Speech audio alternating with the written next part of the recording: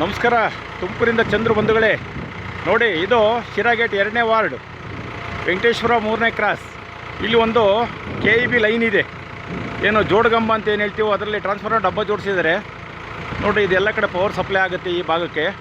ಇಲ್ಲಿ ನೋಡಿರಿ, ಎಲ್ಲ ಸುತ್ತ ಗಿಡ ಬಳ್ಳಿ ಅದು ಇದು ಎಲ್ಲ ಬೆಳೆದಿದೆ, ಕ್ಲೀನಾಗಿಲ್ಲ.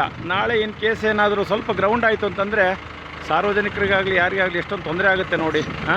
ತಾವು ದಯವಿಟ್ಟು ಈ ಒಂದು KEB ಅವರಾಗಲಿ ಮಹಾನಗರ ಪಾಲಿಕೆಯವರಾಗಲಿ ಯಾರಿಗೆ ಅನ್ವಯಿಸುತ್ತೆ ಇದನ್ನು ಕಟ್ ಮಾಡಿ ಇದೊಂದು ಸರ್ವೀಸಿಗೆ ಅನುಕೂಲ ಮಾಡಿಕೊಡ್ಬೇಕಾಗಿ ನಾನು ಕೇಳ್ಕೊತಾ ಇದ್ದೀನಿ. ನೋಡಿ ಎಷ್ಟೊಂದು ತೊಂದರೆ ಆಗ್ತಾಯಿದೆ ನೋಡಿರಿ. ಇಲ್ಲಿ ನೋಡಿ, ಇದು ನ್ಯಾಚುರಲ್ಲು, ನೀವು ನ್ಯಾಚುರಲ್ ತೋರಿಸ್ತಾ ಇದ್ದೀನಿ ನಿಮಗಿದು.